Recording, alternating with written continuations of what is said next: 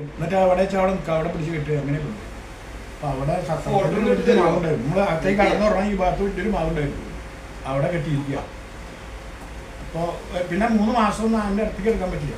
ഈ ചങ്ങലൊക്കെ കാലിൻ്റെ ഉള്ളിലേക്ക് പോകുന്നു.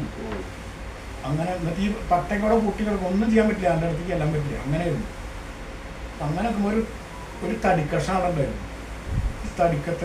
തടിക്കഷത്തിൽ ആന കുത്തി. ആ ദേഷ്യം ആനയ്ക്ക് ഭയങ്കര ശൗര്യാണ്. മതമ്പാട്ട് കൊമ്പ് തരിക്കും. ഈ ആന അതിനെ കുത്തിയിട്ട് നോക്കുമ്പോൾ എന്ത് പറ്റിച്ചാൽ ഈ തടിക്കഷ്ണം കൊമ്പിലേക്ക് കയറി. ശരിക്കും ഇങ്ങനെ കയറിയിട്ട് ഈ ആനയ്ക്ക് തുമ്പി പിന്നെ എടുക്കാൻ പറ്റാണ്ടായി. വെള്ളം കുടിക്കാൻ പറ്റാൻ പറ്റില്ല ഒന്നും. അങ്ങനെ നിൽപ്പിട്ട് 2 ദിവസം നിന്നു. ആനയ്ക്ക് വെള്ളം കുടിക്കാൻ പറ്റുന്നില്ല, ഒന്നും ചെയ്യാൻ പറ്റില്ല.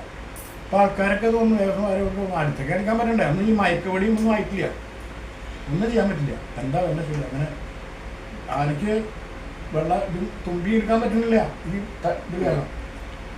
അങ്ങനെ നിന്നപ്പോൾ ചാന്തൂപ്പുണ്ടായിരുന്നു. ചാന്തൂപ്പൻ എന്ന് പറഞ്ഞ ഒരാളുണ്ടായിരുന്നു. പണിക്കരിക്കറിയാം ചാന്തൂപ്പിനെ അറിയില്ലേ?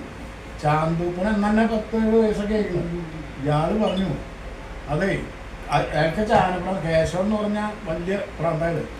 അയാൾ പറഞ്ഞു, ഞാനൊരു കാര്യം ചെയ്യാം, ഞാൻ പോയിട്ട് ആ കൊമ്പുത്തങ്ങടെ വിളിച്ചെടുക്കണം. അയ്യോ ആന കൊന്നുകളി.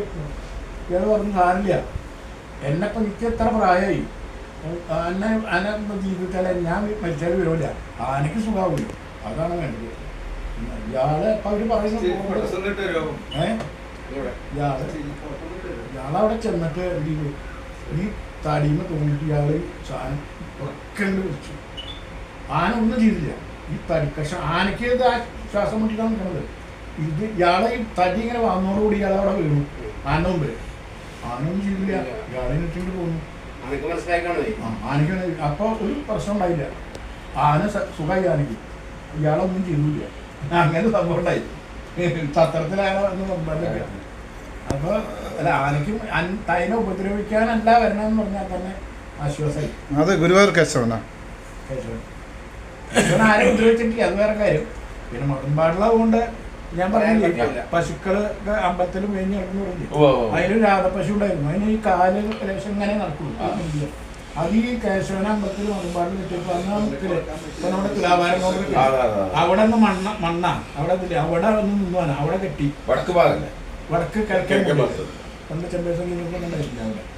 അപ്പം പിന്നെ അവിടെ നിന്നുവാൻ അവനെ അവിടെ കെട്ടി. അതിൻ്റെ മുകളിലൊരു ഓരോട് പേരുണ്ടായി കൊടുത്തു, വെയിൽ കൊള്ളാനില്ല. ആ ഒരു മതമ്പാട് അവിടെ നിന്ന് കഴിച്ചു. അപ്പോൾ ഈ പശുക്കളൊക്കെ അതിൻ്റെ ഉള്ളിൽ ഈ രാഗപ്പശു വന്നിട്ട് അതിൻ്റെ ഈ പട്ടയുടെ രക്തം അത് തിന്നുണ്ടാവും. അങ്ങനെ